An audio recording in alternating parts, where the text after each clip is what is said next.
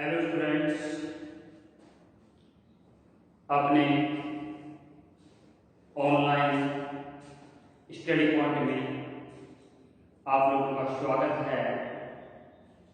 सबसे पहले अपने चैनल को सब्सक्राइब कीजिए, लाइक कीजिए, बेल आइकन को दबाइए, जिससे हमारे डाले हुए लेक्चर के नोटिफिकेशन आपको जल्द से जल्द प्राप्त हो।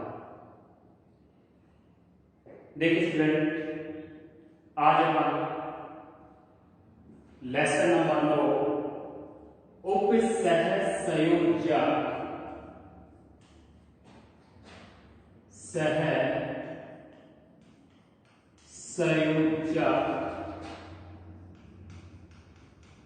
यौगिक, इस लेसन के बारे में अध्ययन करेंगे अपन। इस लेसन के अंदर अपने आरबीसी एग्जाम के अंदर 3 नंबर के प्रश्न पूछे जाते हैं।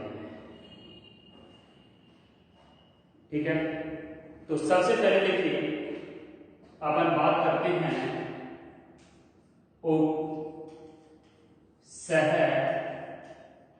सहसंयोजक यौगिक होते क्या है। सबसे पहले इसके बारे में चर्चा करते हैं। देखिए, उपसहसंयोजक यौगिक को समझाने के लिए मैं एक उदाहरण लेता हूं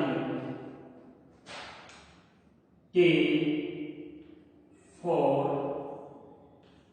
FeCN6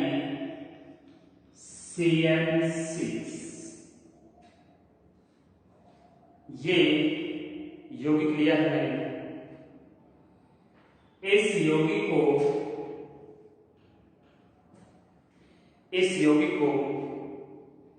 अपन किसी भी विलयन में डालें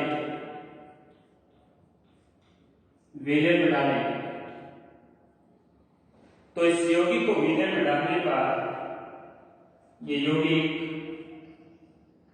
K प्लस FeCN6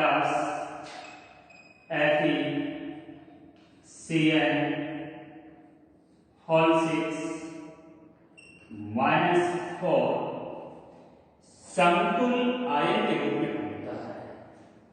जो ये है समतुल आयन, और ये आपको मालूम है पोटेशियम आयन।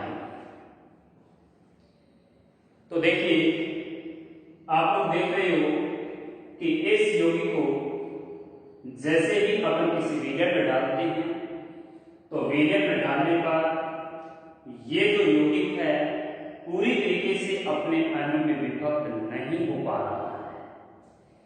इसका मतलब ये है कि इस यौगिक को विलयन में डालने पर एक समतुल आयन भी प्राप्त हो रहा है, और समतुल आयन है ये विलयन के अंदर पूरी तरीके से नहीं मिल पाया है। ठीक है, जो ऐसे जो यौगिक होते हैं उनको बोलते हैं उपसहसंयोजक यौगिक। देखिए, मैं इसकी परिभाषा बना रहा हूं। किसी यौगिक, देखो यौगिक के लिए किसी यौगिक को विलयन में डालने पर कंप्लीट रूप से आयनित नहीं होता है तथा समतुल आयन के रूप में रहता है, ऐसे जो यौगिक होते हैं उनको बोलते हैं उपसहसंयोजक यौगिक कहते हैं। ठीक है, ये हो गया अपना उपसहसंयोजक यौगिक। अब उपसहसंयोजक यौगिकों के अंदर अपन पहला टॉपिक पढ़ते हैं योगात्मक यौगिक।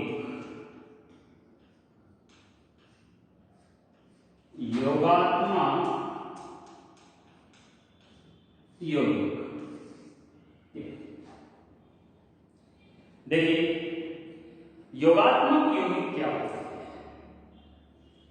सबसे पहले देखिए, मैं एक स्थायी लवण ले रहा हूं और वो ले लिया मैंने KCl।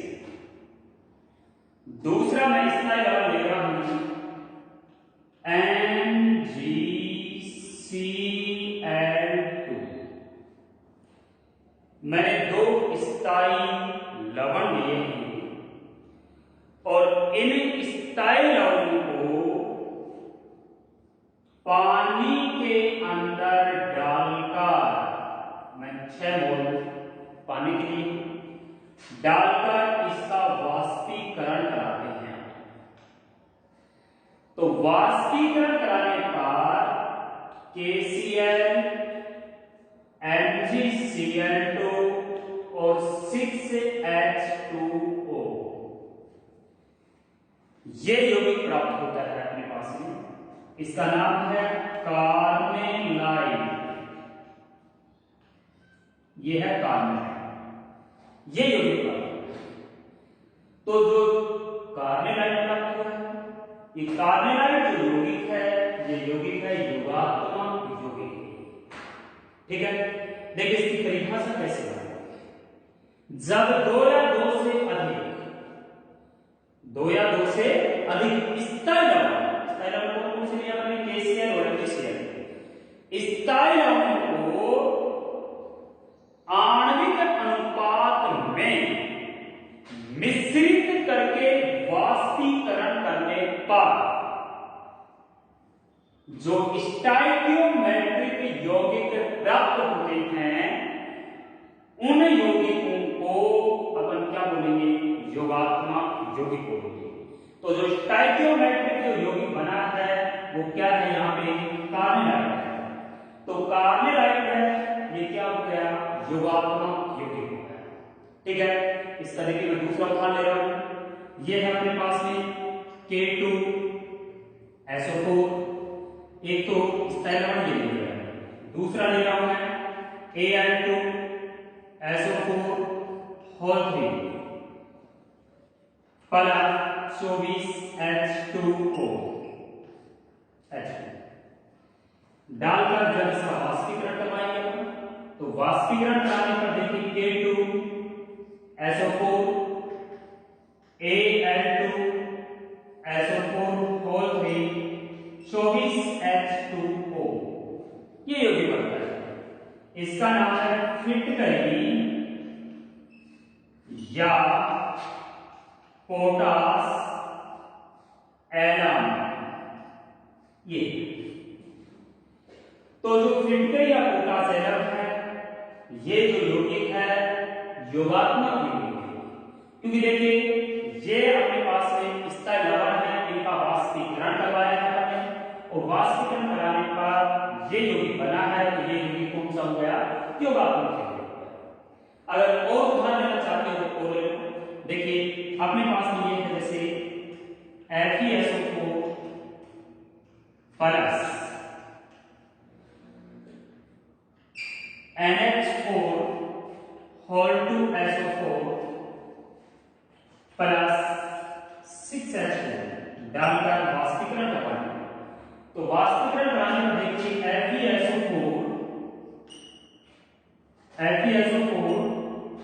और NH4 होल 2SO4 6H2O ये कंपाउंड, इसको बोलते हैं मोहर लवण।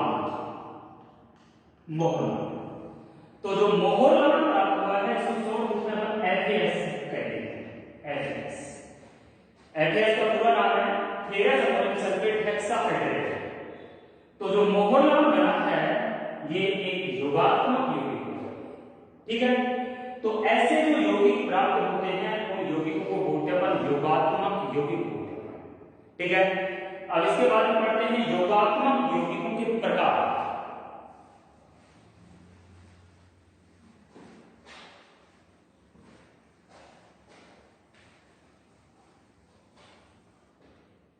योगात्मक यौगिकों के प्रकार देखिए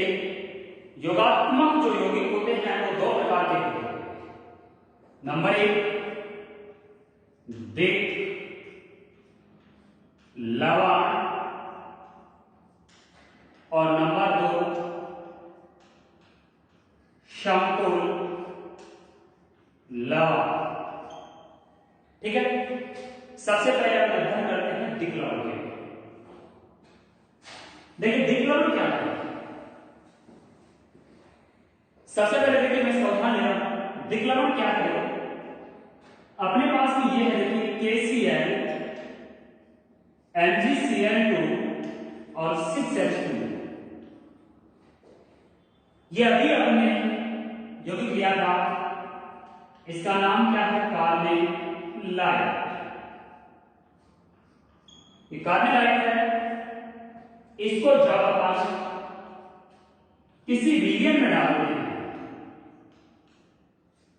किसमें डालें, किसी रीजन में डालें, तो रीजन में डालने पर देखिए इस यौगिक का वियोजन K प्लस प्लस में Cl माइनस प्लस Mg+2 और प्लस में Cl माइनस।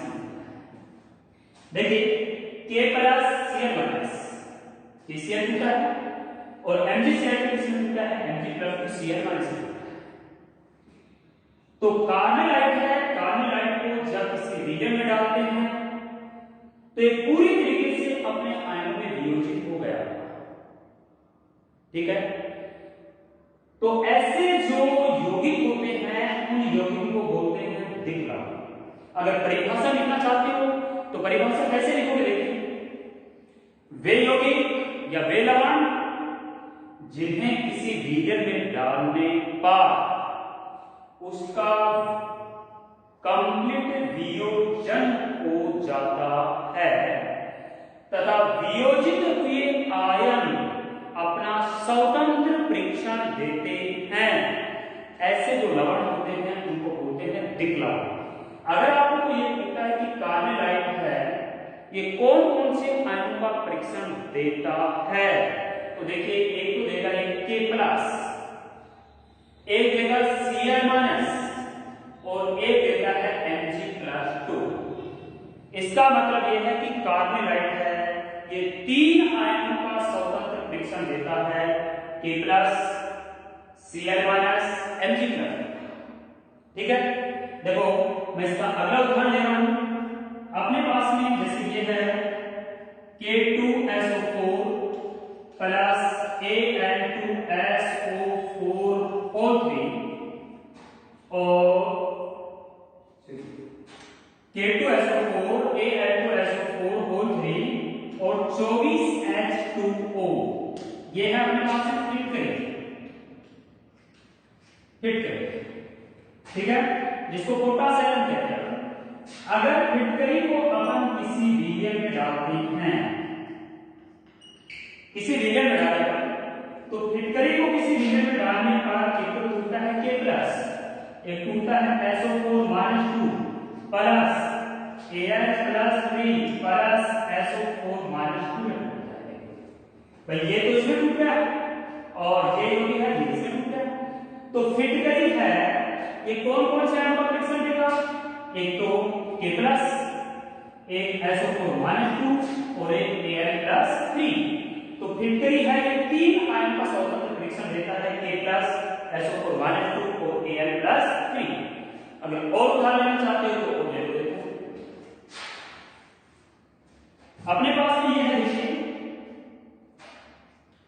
FeSO4 NH4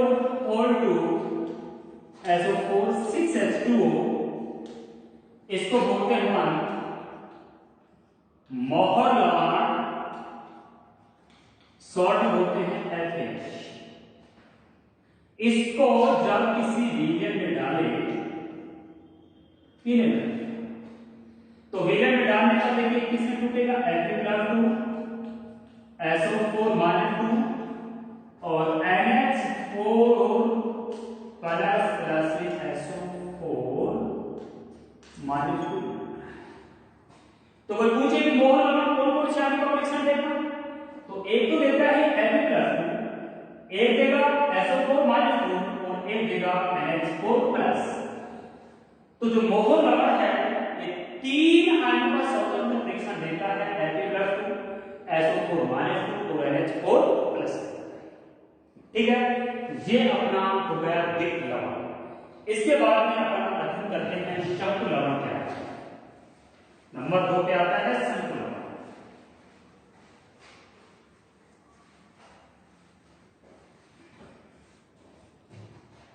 शंकु लवण, शंकु लवण देखिए शंकु लवण क्या होते हैं। एक तरीके से शंकु जो लवण होते हैं इनको अपन उपसहज संयोजक यौगिक भी कहते हैं। शंकु जो लवण है ये ठोस तथा विलयन दोनों अवस्थाओं में स्थायी होते हैं। अगर शंकु लवणों को अपन किसी विलयन में डालते हैं तो किसी विलयन में डालने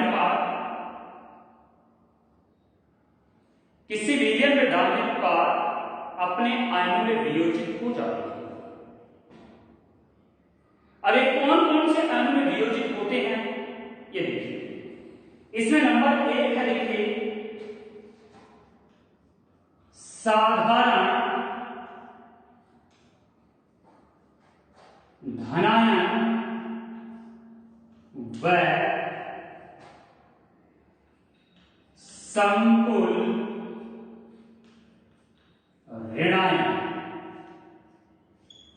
देखिए मैं ये उदाहरण दे रहा हूं, देखिए K4 FeCN6, इसको जब अपन किसी विलयन में डालते हैं तो देखिए किसमें टूटे गए, K प्लस FeCN6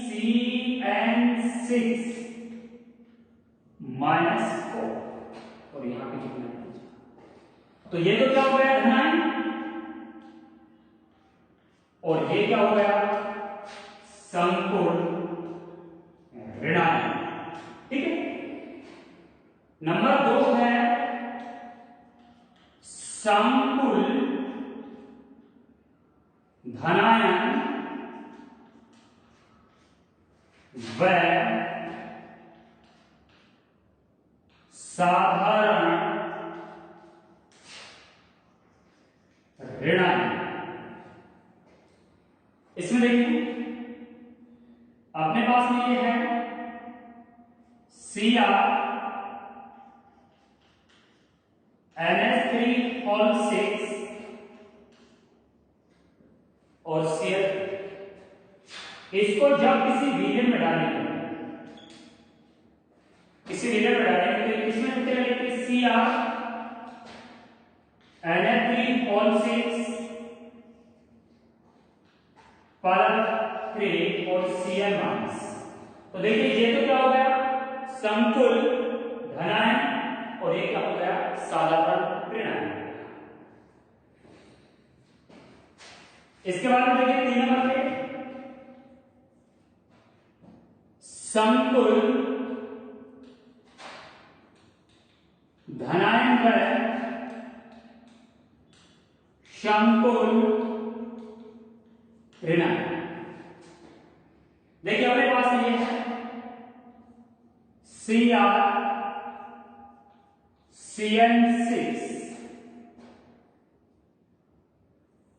और FeNH3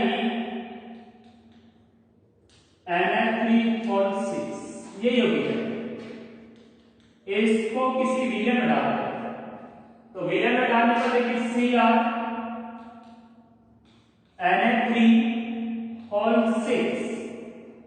ये प्लस में Fe, यहां पे Cn और यहां पे NH3 और ये क्या हो गया माइनस। तो ये तो देखिए क्या हो गया संकुल धनायन और ये क्या हो गया संकुल ऋणात्मक। ठीक है, तो ये भी टाइप हो गया। तो बच्चों मेरे हिसाब से योगात्मक जो यौगिक हैं वो अच्छी ढंग से आपके समझ में आ गए होंगे। ठीक है, इसके बारे में आगे अध्ययन करेंगे हम कल के लिए। Thanks for watching.